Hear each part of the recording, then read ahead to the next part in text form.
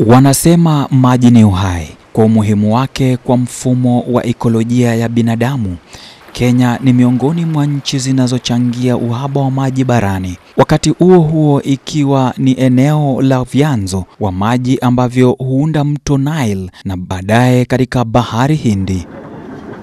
Wakenya mara nyingi wamekumbwa na uhaba wa maji katika maeneo ya mashambani na mijini, licha ya kwamba kanda husambaza maji safi kwa raia wake kila siku. Hivyo shida iko wapi? Saa zingine hiyo maji ikitoka kwa taps kuna wakati inakuja na uchafu. It's not that clean. Watatuambia walikuwa wanaosha inaitwa pipes. Kuna wakati inakujanga inanuka sewage. Nilifanya pitapita zangu katika kaunti ya Nairobi ili kujua kiwango cha upatikanaji wa maji. Nilitembelea wadi mbalimbali katika eneo la Dagoretti Kusini na kusemezana na wakaazi wa Kawangware, maeneo ya Kongo na ile ya Coast. Saizi hakuna maji. Bila pesa, there is no water. The cheapest ni 6 bob. Hiyo unasikia hapa ni 6 bob. Mtungi ya mkokoteni ni 20. Wao unaona ni expensive. Kuna mtu hawezi ka afford hiyo 6 bob. Ni mtoto utanunulia mandazi ama ni maji utachota. Unaona hiyo ni challenge kulingana na maisha vile ilivyo. Na Kawangware shida tuko nani ya maji. Juu of course sana maji nakuja kama Wednesday. Time zingine za kuja, time zingine haikuji. Sasa nina kama sasa kushota maji mpaka Kabiro. Unajua mimi nakaa hapa Coast. Unaweza pata kama hapa hii area hatuna maji, inabidi tunaenda maji hadi huko mbali. Sasa unapata ndio kitu moja yenye imetu affect sana, landlord wetu imekuwa ni shida sana. Katika mji wa Eldoret, kaunti ya Uasin Gishu, maji hupotea kwa njia ya kuvuja kupitia mtambo wa maji na kuunganishwa kwa maji haramu kufikia 42% Oktoba mwaka jana, ingawa ikapungua hadi 37% kufikia Machi mwaka huu. Hii ni kwa taarifa ama ripoti kutokea shirika la Eldowas. Lengo la kitaifa ni 20% kama inavyotarajiwa katika ruwaza ya mwaka 2030. Experience yangu na maji ni wakati nilianza kukaa Kawangware. Maji ilikuwa free. Hatukuwa tunalipishwa. Yes. Tulikuwa tunachota free. Ikaendelea ikakuja 1 bob. Tukakaa ikakuja 2 bob. Ikatoka 2 bob hawakupandisha na 3 bob ikapanda ikakuja 5 bob. Hapo ikachukua muda. Na ikaanza kupotea sasa. Taps ikakuwa hakuna maji. Mnaenda kwa distance mbali kuchota maji. For example, tunaweza toka huku tuende side ya Kamidha kutafuta maji. Na hiyo ilikuanga tunanunua 5 bob, sio free. Mabadiliko ya hali ya hewa na maji kupitia shughuli za kibinadamu inapanda shuka zake kimazingira na usalama, maji na usafi wa mazingira. Peter Arap Biwot, mtaalam wa maji, anaelezea. Compared to the previous years, the water in our rivers has been going down. Our dams have been drying because of large population now in Eldoret town.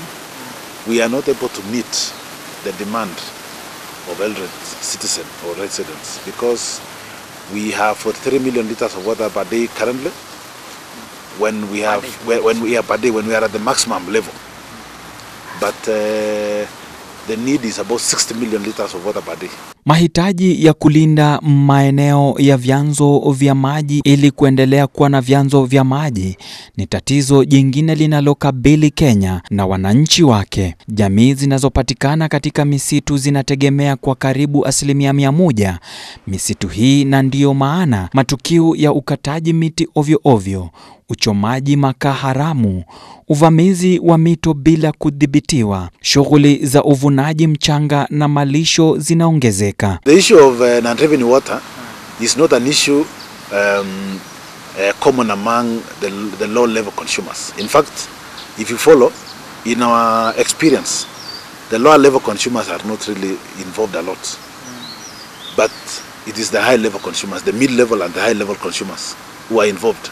Because I think they look at water as a cost to some. There are not many, but a few of them here and there. They look at it as a cost. So what they do is try to avoid so that they are safe.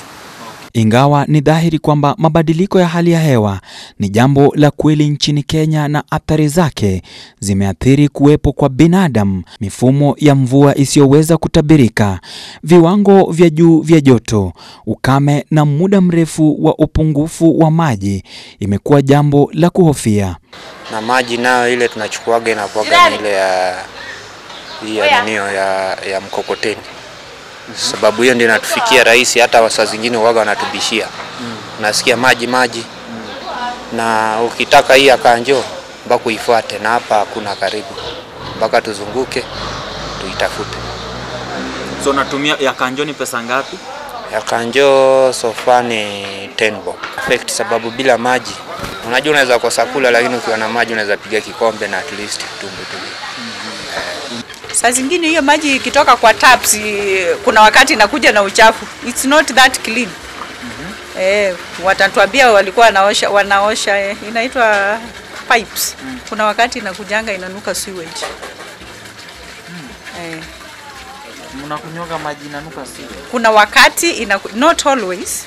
Yes, lakini kuna wakati inakujanga ikiwa chafu. Na mnaambia wangu wa nini?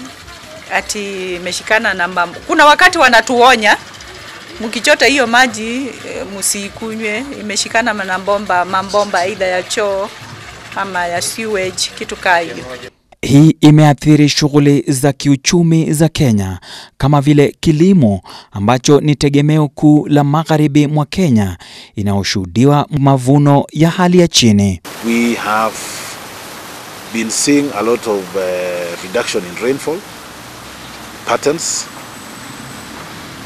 and when we don't have enough rainfall patterns or rainfall itself, when rainfall pattern changes or when we don't have enough rainfall in our catchment area, even the quality and quantity of water is affected.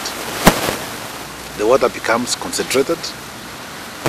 We've seen a lot of construction activities since devolution came in terms of development of roads, development of housing and this kind of projects in the rural areas.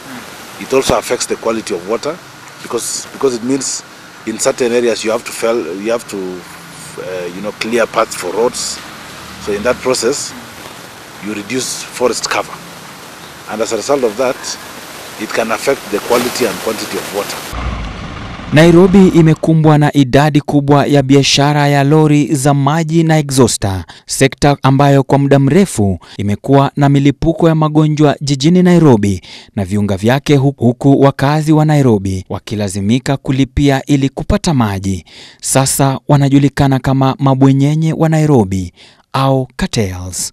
We initiated climate action activities to be able to reverse the trend, because we are seeing that if this trend is not reversed in Eldoret, in North Rift or in the whole of Kenya, our urban areas will be affected in terms of growth, because when there is not enough water in our urban areas, when the sanitation services are not good, then human existence in our urban areas might be affected and people might opt to not live in urban areas. So we need to reverse the trend across Kenya. Katika kaunti ya Uasin Gishu, matumizi ya mita mahiri au smart meters na kupewa motisha kwa yeyote anayeripoti na kudhibitishwa na kuadhibiwa kwa anayekeuka sheria za maji hulipwa shilingi 2,000 pesa taslimu. Ahadi ya Kenya kwa ajenda ya Umoja wa Mataifa mwaka 2030 kuhusu malengo ya maendeleo endelevu SDGs, na hasa SDG juu ya maji na usafi wa mazingira, miji na jamii endelevu, hatua za hali ya hewa na ulinzi, urejesho na uendelezaji wa matumizi endelevu ya mifumo wa ekolojia ya nchi kavu, kusimamia misitu kwa uendelevu, kupambana na kuenea kwa jangwa, kusitisha na kurudisha nyuma uharibifu wa ardhi na kusimamisha upotevu wa bioanuai. So what is happening is that if we do not have proper investments in water and sanitation, infrastructure, pipelines, ensuring that we have good quality pipeline network, then it can resort to those kind of ill health. But I think in Kenya, save for, let's say, low-income areas in our towns, whether it is in Nairobi, Kisumu, or in Eldoret.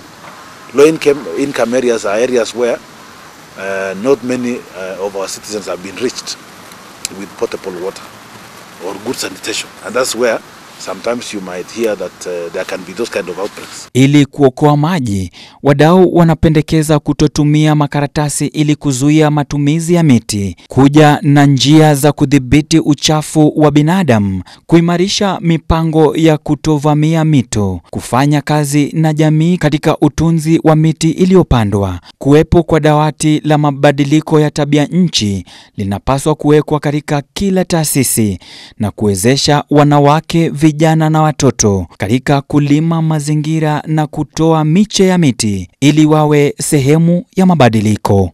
The do is to make sure that all our catchment areas are conserved, whether it is Mau, Cherangani Hills, bring out a concerted effort where we foster partnerships and collaboration.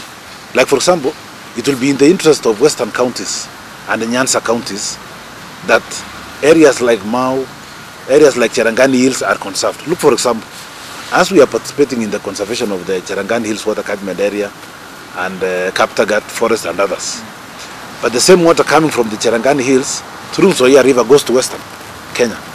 So if you go to Western Kenya, they are carrying out a lot of activities within Western Kenya, but I think their efforts also should come to the main source of the water.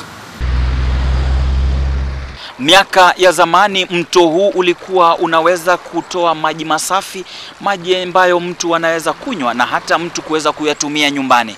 Lakini sasa mwaka huu ama mwaka 2021, maji haya sasa ni maji taka, maji ambayo hauwezi tumia tena kwa sababu ya mambo ya binadamu na mabadiliko ya anga. Maji haya sasa yanateremka hadi mto Nairobi, ambayo maji yenyewe bado hayawezi kutumika kwa binadamu. Nikiripotia Mwanga wa Ebro, mimi ni Ode Francis.